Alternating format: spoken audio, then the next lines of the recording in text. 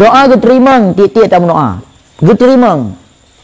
Tapi diterima nak pada macam diterima.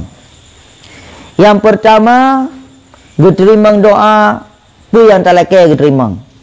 Talake harta, gebi harta, talake panjang umur, gebi panjang umur, talake selama iman, gebi selama iman dan sebagainya. Apa yang talake yang gebi oleh Allah. Nah yang pertama.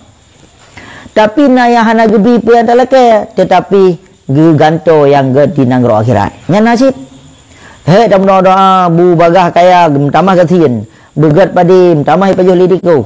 Pelom bu sehat, tamah sakit. Kan.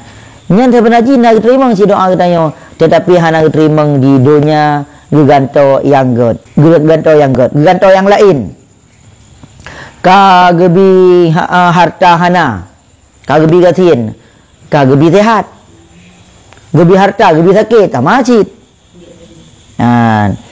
Menang si geganto yang god ba Allah Taala, na yang menang. Na sabot tu gejo di akhirat. Pu yang talake hana gejo dunia, gejo akhirat menyekun katanya getruh. Getruh pu gekubah. Gekubah sampai uro akhirat. Nyan getruh adapun gekubah sampai uro akhirat. Cukup le urang menan. Na urang-urang yang hana melakukan haji tapi na pahala haji kanang doa tapi belum puak jak haji, hang puak jak pi.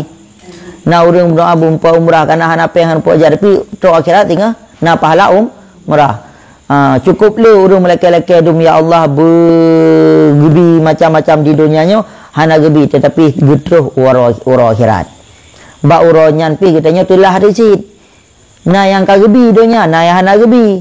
Wate ta gebi akhirat lebih hayu daripada atas berkah dunia. Lebih hegat kan atas dunia berkah baik gebi hari katanya. Katalah tu amdeh atas dunia berkah baik gebi hari bukan baik gebi karena uro akhirat atas gebi cukup hayu ka. Cukup tinggi derajat. Nah yang model menan. Kemudian na doa katanya hana gebi sid tetapi gepampun dosa. Pu yang lagi hana gebi. Tetapi geganto karena na dosa-dosa katanya maka gepampun dosa. Nyan. Jadi mandum yang dayang berdoa menyesip syarat maka geterima. Tetapi geterima hana sama mandum. Nah yang geterima di dunia, nah geterima nanggro akhirat. Nyan kenyan salah saboh daripada kelebihan-kelebihan getanya berdoa.